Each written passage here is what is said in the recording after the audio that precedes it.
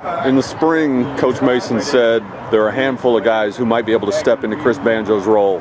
Now he says you've separated yourself from the pack a little bit.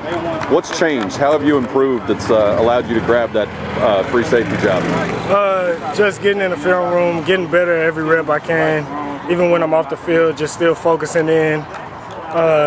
From leadership, watching the older guys, watching Banjo's tape, everything, weight room, just everything, just putting it all together. All right, you're a few inches taller than Banjo, but as a player, how are you different from him? I guess he was more of a big hitter type of guy. I like the interception. I guess that's the difference. That may be the big difference. Has he tried to, I guess in his last couple of years here, has he tried to sort of groom you for the job? Is there something in particular that you learned from him? I mean, just everything really. He was a vocal person. I'm not really a vocal person, but I learned from him in the weight room, out here at practice, just keeping everybody alive. He was really a vocal person. I'm more of a set the example guy more than talking, but I mean, just things like that.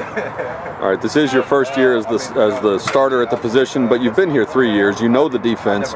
Where's your comfort level? Are there nerves going into the beginning of the season, or is everything second nature to you already? I mean, I get nervous. Everybody gets nervous, I'm sure, but I'm comfortable because I learned from them. I learned from Smitty, Banjo. We're in practice. I watched them in the game. I came in on nickel last year. I mean, they taught me a lot. I mean, I know the defense now. It's about just going out there and making plays. You also played quarterback at Strake Jesuit. Yeah. How does that experience running an offense help you as a defensive player? Just knowing what can open, knowing the coverages and what people like to attack in certain circumstances. I mean, just knowing what can open up, really. You guys in November, you're going to go down to Rice, playing in your hometown. Does that become the biggest game of the year for you because of friends and family?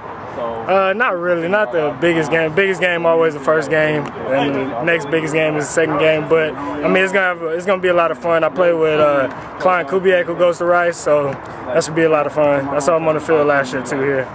All right, you say the biggest game is the first game. You guys are 9 or 10 days away from going down to Waco playing Baylor. You're starting to get into the film. What does the Baylor passing attack look like? Their top receiver a year ago is now in the NFL, and obviously RG3 is gone. But from your studying, what are your initial impressions of Baylor's passing game? They're a good team. They like to attack quick and deep also. So I mean, we'll just have to do our job, go out there and finish. They're 90 minutes down the road. They are in the Big 12. How much would a victory over Baylor mean for this team and this season? It's going to mean a lot. It's going to be our first push. I mean, this is what we're focusing on right now. And then week after week, we just got to focus on that team we're attacking.